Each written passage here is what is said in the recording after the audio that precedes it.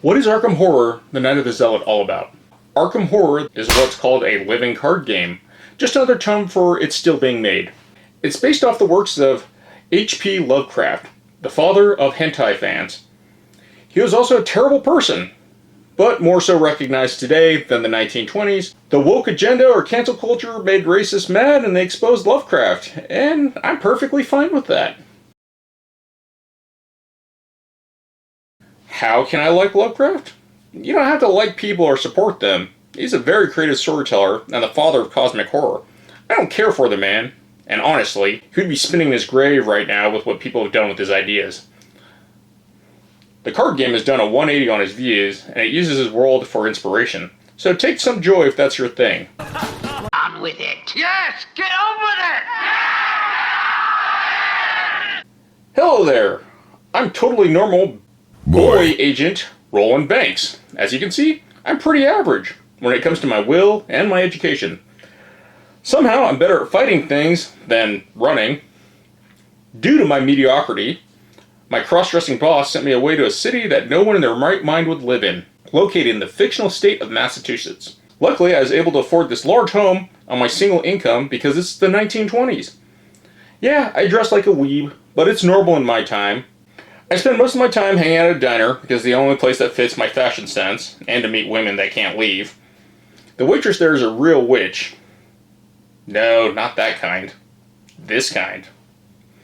I awkwardly flirt with her with my 1920s nonsense, and she's going along with it, not because she's lonely or she's interested, but because I'm a man, and again, it's the 1920s. Call me a doll one more time, and I might just turn into yours. Her friend is this hot librarian who works at Hogwarts and likes to carry around a cursed book bound in human flesh. I should totally get her number. Would you mind if I saved your flesh for my next book bind? There's also this street urchin who hangs out because her father went out for a pack of smokes. She says her dad's going to come back any day now. A tiger because he has the eye of the tiger. He does have the eye of the tiger. Are you sure about that? The last guy is an ex-con in the corner who's trying to pay off his hospital debts but steals because he's too lazy to get a real job and has nothing to do with the complexities of our social economic issues. Bootstraps and all that stuff. Get on! Oh, right. Well, I want some company tonight, and I'm not into dudes, even though I can probably get the ex-con to do some stuff with the right incentives. But I'm no deviant. And I'm not going to invite a 12-year-old, no matter what the incels tell me, that's not okay. Instead, let's go with the idea of every man's idea of a good time. 2 chicks at the same time, man. And say that the waitress and a librarian are into me, because I'm throwing a sexy Gatsby party in my home office, because that makes sense. Sure, we'll come along. We're getting down, and we hear some chanting coming from the parlor. At first, I thought it was the witch's kinky, eyes-wide-shut friends that showed up to the party, but then I realized that none of that made any sense. So, like a totally normal person, I pulled out my machete and went to open the door. For some reason, it vanished, because the edibles were beginning to kick in. Looking for clues while tripping balls is way more interesting than expected. While I was busy hacking the door, I got the bright idea to pull out my .38, because that would be better. But I had to find some loose change in my pockets first for reasons. The OP Seeker decided to use her powers of deduction to find a way out. And then decided that she needed to chase the dragon, and started to hear some voices.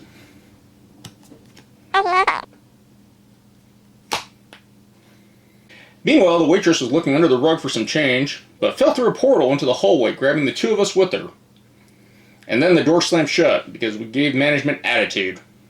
Agnes is starting to lose it too with all the weird Scooby-Doo shenanigans, pulled out her rosary and decided to put a homeless girl out of a pocket dimension.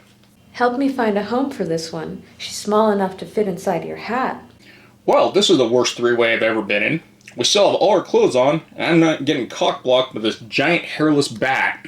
I'm Batman. Where'd this guy come from? Daisy decided that it was too cold for her. Like all women. The waitress decided to summon some fog into the hallway for reasons unknown. For the sake of mystery, of course. We can all hear a party coming from the parlor, but this guy couldn't take the hint and wanted to join my threesome. Wow, what a creep. Oi, get off me girls! I promptly hacked him to bits and tried to open the door. But for reasons again, I couldn't figure out how to open the door to my own home. This guy thinks he's some sort of genius. I decided to go down in the basement to get my tools. Bumped my toe on the stairs because I was too stupid to use a flashlight. Daisy decided that she should follow me like Daphne from Scooby-Doo and stepped on a nail. I really need to do some home repair when I feel like it. While digging around, she found an old book with her flashlight and a fat simp. She decided that he was cool because he was giving her stuff like the simp he is. The waitress decided the homeless evil girl was going to be a problem and promptly told her the horrors of being stuck in an orgy. There are certain truths that must be spoken. Sorry.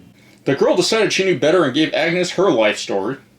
Being the adult she is, the witch decided to use her powers of being treated like a woman in the 1920s and told her that she will never earn her father's love. The girl couldn't handle the truth, decided that we all suck, and left. And with that, Agnes turned to the dark side.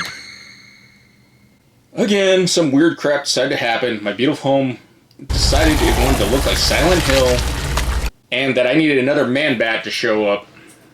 This one decided to show me what peak performance looks like. Yeah, he's ripped, but I got the power of anime on my side. Daisy found a rat. Squeak! And Agnes Squeak, I thought she tell you, found squeak! a dead body. I've had enough of this bullshit. Decided to show the ghoul the power of gun. Gotcha, bitch! And promptly showed the weeb that gun beats abs. I was out of bullets, though. After dispatching the ghoul, I checked his pockets, and I found out that there was an invitation on him. No invites are coincidence. It's weird to find out you were invited to your own orgy. I couldn't chase the rat away, but Daisy, being a woman in the 1920s, shrieking and all, stepped on it. At this moment, I kind of realized my basement sucks. Daisy used her flashlight to find my toolbox. I've never seen someone spend so much time looking at my enlarger pump. Seriously, it's not mine. It's evidence from that thing that I broke up that you weren't here for. I can't tell if she was into it or just curious. Some guys think they're the only ones with hot secrets. I'm supposed to be the perverted one. We hear Agnes scream up in the attic, and the first thing I thought was, shit, the gimp was out. Agnes used her powers of boredom on him, and it was super effective. He noped out of there. Some more horrible bullshit happens. That rat that Daisy stomped decided to become two. Now there are two And of them. Agnes was beginning to hear voices. You forgot I do really magic, should huh? hire an exterminator. I had to spend the next few turns making rats off me because I studied the way of the blade. Daisy was disgusted by my lack of housekeeping and went upstairs. She found Agnes and freaked out when she saw my collection of creepy dolls. She started rummaging about looking for something. Hand sanitizer. Agnes decided to use a baseball bat as a stick, but quickly gave up because it's not a broom. She decided fire was the only thing that was going to clean up the attic, but another swinger popped out of the trash and was thoroughly brained by her. Well, the clock struck midnight, and more bullshit decided to ruin my threesome. I started to hear voices. Save us from such horrors. More Owen. fog showed up in the attic, and Agnes keeps on seeing dead people. We all moved into the hallway, and I found the best doggo. The door opens, and of course, my crazy ex-girlfriend's there with her new boyfriend. Oi, get out of my house! I'm telling you, these non-stop orgies will mess with a house's soul. More of their friends show up, and it's beginning to get real handsy. This Chad of a man is going to be rough. I wasn't going to let this guy get away with having a party in my home. I pulled out my 1911. It won 2 world wars, and I know the other one hasn't happened yet. And I showed him my skills. Agnes went to go hang out with the rest of the women. Ran into the Chad, and threw her pussy at him. Agnes here. Considering Roland wrote this, I don't think he really wanted it, meow.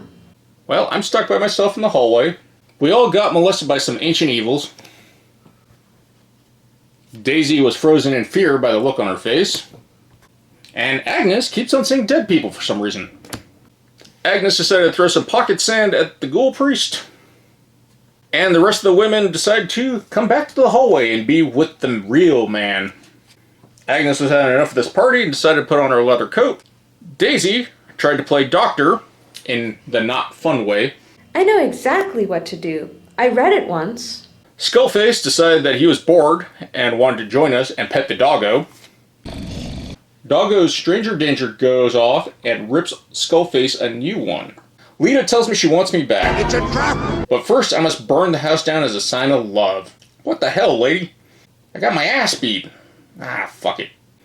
I'm pretty sure my insurance will cover this. Luckily, I can still buy a house for $6,300. More Ancient Evils. Worst card ever. Daisy again is frozen in fear, and Agnes now has Crypt Chill. Agnes pulls out some more pocket sand and blinds the ghoul priest, and they book it back into the parlor because they want to leave. I decide to go all in and stab the ghoul priest before I leave. I light some dynamite and toss it into the hallway. I watch in horror as my investment burns to the ground with my valuable vintage doll collection. You're telling me these dolls were used? I guess me and Lita are back together at this point. She tells me that some people told her about the party at my place and wanted to crash it by sending her and her drunk BF to have a bro down with me. Daisy and Agnes look at me with sadness in their eyes, because Lita is a fun-sucking vampire. I'm out of this spiritual stinkhole. Death makes me bone dry. I guess it's payback time for those bastards. No one's gonna ruin my foursome and get away with it. If you like this, let me know in the comments and subscribe. I have plans to do Act 2 and 3 of Night of the Zealot. Thank you for watching, and take care of yourselves. GG's.